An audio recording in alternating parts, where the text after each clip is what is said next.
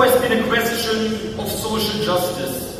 When Germany voted on the new military service law on December 5th, we were told a comforting story. We were told that if compulsory service returns, young people will have a choice: military service or voluntary social year. But let's compare those two choices. The armed forces promise to pay for your driver license, they promise to help fund your university education, they offer a salary, they offer career opportunities, and a voluntary service social year offers none of that. So who is this law really aimed at? Not the children of wealthy, not those whose parents can already pay for a degree, an apartment or a driver license. It's aimed at those who have favor options, at those who need the money, at those who cannot afford to say no, and that is no accident. The poor are often incentives to fight wars that the powerful decide upon. And that is why this military service law is not simply... Slow? Okay. I will slow down a bit. This is why this military service law is not simply a security policy. It's class politics and camouflage.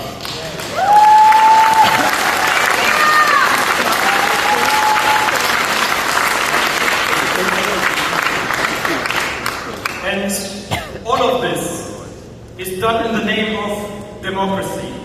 We are told that military service is needed to defend democracy, to protect democracy, to save democracy, but our school strike protests tell a very different story. Young students have been detained, young activists have received criminal complaints despite committing no crime. Even the domestic intelligence services have taken part and interest in our movement. Before demonstrations even begin, authorities sometimes want to know what we are going to say, and large parts of the media have tried to discredit us, not because our arguments are weak, because they don't just dislike who is making them. And so I have to ask, what kind of democracy is this? A democracy where dissent is treated as a threat? A democracy where protest is viewed with suspicion? A democracy where criticism is tolerated only as long as it remains harmless?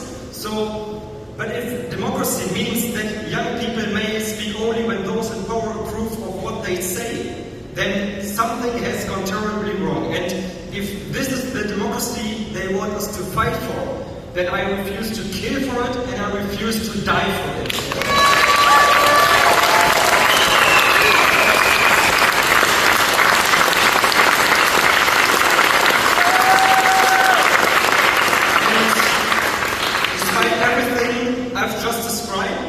I remain hopeful because it makes me incredibly proud to see more and more young people finding the courage to skip school and to join the school strikes. In Germany, tens of thousands of young people have already taken off the streets, and what makes me especially happy is that many of these young people are no longer protesting only against conscription.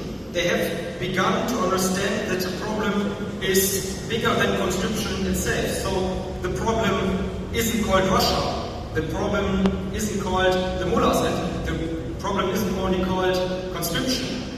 The problem is called capitalism.